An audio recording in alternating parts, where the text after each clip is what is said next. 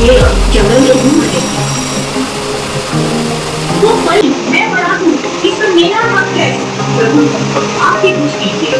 मुझे लगता है हम नारद मुनि को बुलाएंगे, उनके पास इस बात का हल जरूर होगा। भगवान शंकर ने नारद मुनि को आह्वान किया। पलक झपकते ही नारद मुनि हाजिर हुए। नारायण नारायण, प्रभु आपने मुझे कैसे याद किया? देवी पार्वती ने तुम्हें फल की सारी कहानी सुनाई। नारायण नारायण, मैं इन दोनों के सामने एक चुनौती रखता हूँ। जो जीतेगा वही इस फल का हकदार होगा। दोनों भाई मान गए। हमें मंजूर है। दोनों को विष्णु के 3 चक्कर लगाने हैं।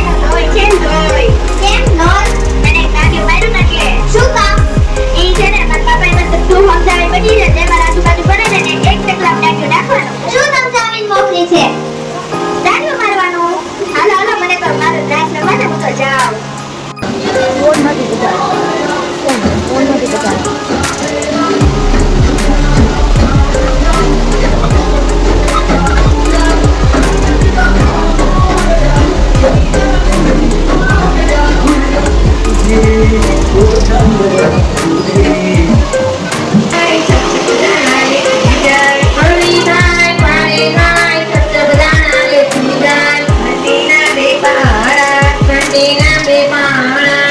छोड़कर तो तुम कहीं गए ही नहीं, तो ऐसा कैसे कह सकते हो कि तुमने ईश्वर के चक्कर लगाए?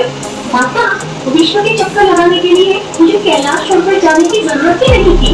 वेदों और शास्त्रों में लिखा है कि माता पिता के चरणों में ही विश्व है। तो आप दोनों में विश्व हुए ना। जब मैंने आपके इर्द-गिर्द चक्कर लगाए, इसका मतलब कि मैंने विश्व के चक्कर लगाए और अपनी चुनौती पूर्ण की। मेरे लिए तो आप दोनों ही मेरा विश्व हो। भगवान शंकर और माता पार्वती को बाल गणेश की बातों में वास्तविकता दिखाई दी। उन्होंने गणेश को विजेता स्वीकार कर लिया। तभी कार्तिकेय भी वहां आ गया। माँ, पिताजी, मैंने विश्व के 3 चक्कर लगाए।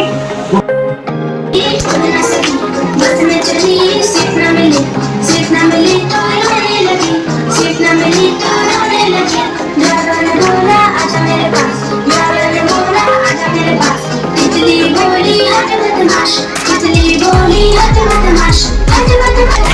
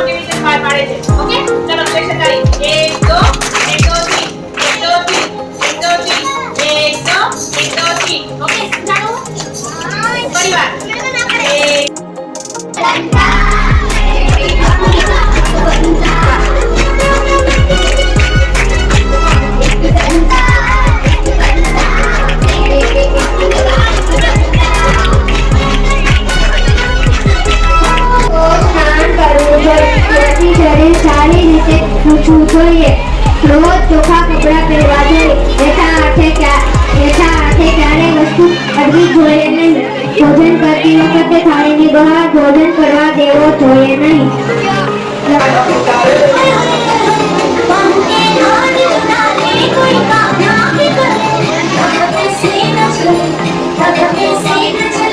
કોઈ